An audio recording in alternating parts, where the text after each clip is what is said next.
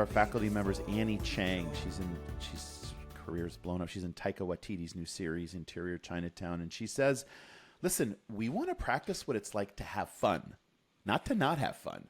And I can't tell you, a lot of actors, they think they want to just run it to run it. I'm like, no, you're not gonna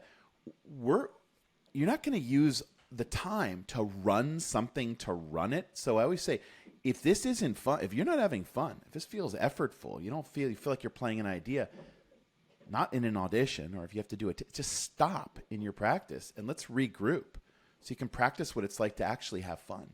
Most people don't, but they're not familiar with that feeling yet in it, of what it is to really have fun in it. Not just going to hit the end bell, to ding the end bell. You want to do it, and every moment of it should feel cathartic, alive, invigorating. Fuck yeah. Like, don't just run it to run. Like, be careful, respect your time, basically, and everybody else's time. And it helps you get used to the freedom of it. Otherwise, if you're just running to run it, then what you're doing is checking yourself to see if you're where you think you need to be, which is already a really horrible spot to be. Just gonna run it to run. I'm gonna do a run through. Like, no. Wouldn't you want to have as much fun as you possibly could have in every moment of that? I think Hitchcock said what we do is everyday life with all the boring parts cut out, So it's like, come on.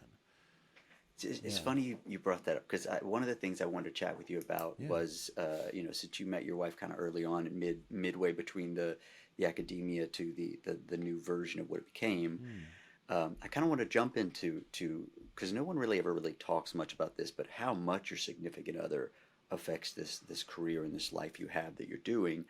But what I think what you were saying was, you never run it to run it in life. But could you imagine how helpful it would be if you and your wife early on in career decided, or in just your everyday life, hey, look, I know we're going to hit rough times. I know we're going to have some arguments in here. I would love to just pick something we disagree on, and let's act as if we just fucking want to go at it for a second. Yeah. Now, when it really comes, cool. Kind of that stoic philosophy, you've had the hard ass that we just went at each other. You know what I'm like when I'm pissed off. I know how you are. Yeah. We got to experience a little bit. We can now take a perspective that's a little bit enlightened. I love now that. You're kind of aware of that argument or what it might become. That it might kind of ease. Think about it. For actors, we go through this enough that we can freely let ourselves feel. So what if you, as the human, because again, I'm always trying to find ways that we can take this acting and bring it over to our everyday life to use it. Oh, yeah. If you have arguments with your wife that you feel like your anger is an issue, hey, do you mind joining me in my anger today? And let's practice one of the fights. Even better, a fight you had already. Let's rehash that thing that we both walked away from because we never really figured out an answer to it. We just both were a little pissed and decided, okay, we should stop doing this. Let's have it out. I love it because I'm writing this down right now because this is brilliant. So Dean, because you know what? Acting is fun. So it's like, no, you're not going to get freaked out and not want to be with each other. Like, it's fun to play this game that we play. So there's catharsis and fun in it. Yeah. And I love that idea. It's almost like, so we did that. Like, we did that. So there's this fun little, like, my little mindset hack I give actors sometimes. And it's really basic. It's you are stressing out about going into a room as you or making a speech or doing an audition or whatever. You're getting nervous. Just give yourself that you already did it. Say to yourself, like, I already did it. I fell on my ass. It was okay. I didn't have as much fun, or I wish I could have brought myself more to it. So I already did it. Every time I say it, I take a breath. And now, like, go do it again. It's as if you get to go do it again. It takes a little edge off. And so this thing that you were saying reminds me of that. It's like, let's get it out. And what a healthy thing to do in a relationship anyway. Oh, yeah. To, like, connect, like, in acting. Because it's like nothing but good. You're not, if you do it, I don't want to say right, but if you do it like with fun and you come at it with love and what a beautiful, I mean, have you done that with your? I never have. Thing. I mean, we're both actors and I've coached her on and off throughout. I was really like her first kind of, she had coached with some people in LA. She coached with Aaron when we went back, but in between, besides me, when she started with me, was I'm not gonna name any names, but some actors that were just coaching, but really just kind of making money on the side for their career. Not really. Like I think the first role they gave her was a guy's role in a play, and she's like, "What in the fuck are we doing?" So anyway, which is it can be practice. That was not. Yeah. But yeah, so we've had all kinds of really cool experiences through our career together.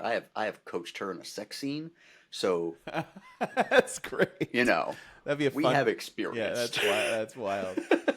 My wife's a photographer, so I don't she might be into yeah, it could be interesting. Yeah. So we've never done it, but again, we've had some cool experiences throughout because of the acting stuff, and because I always approached it from, which is funny. I'd heard you mention Abraham at one point in a chat, and interesting. Her and she kind of started realizing how what I was doing with the acting was I loved the approach to let me make sure you step away with this with a new outlook towards life, and it's more of that self-exploration. Like, yes, I'm training people to be actors and work, and I want you to start booking early so you can get some finances and all that stuff, but I really loved helping people find pieces of themselves or get okay with the pieces they didn't have. Like, I had a psychiatrist once I was coaching, and one of their bigger things was that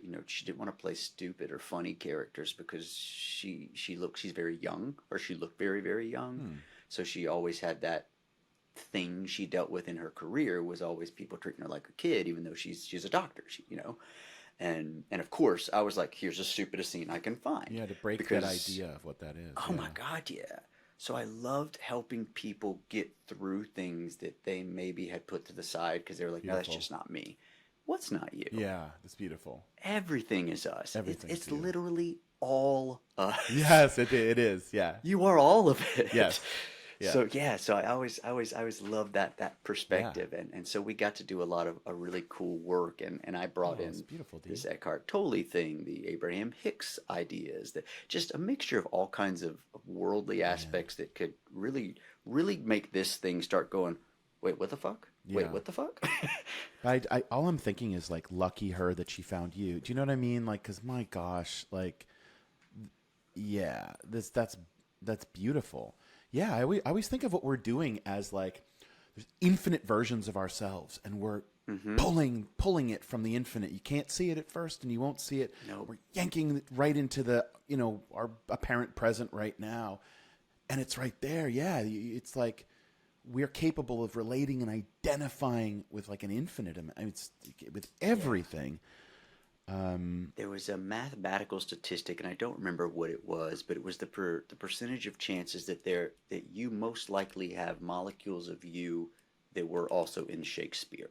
Oh, that's beautiful. If it's truly all inside of you, we realize this, we are part of the mind, part of the all.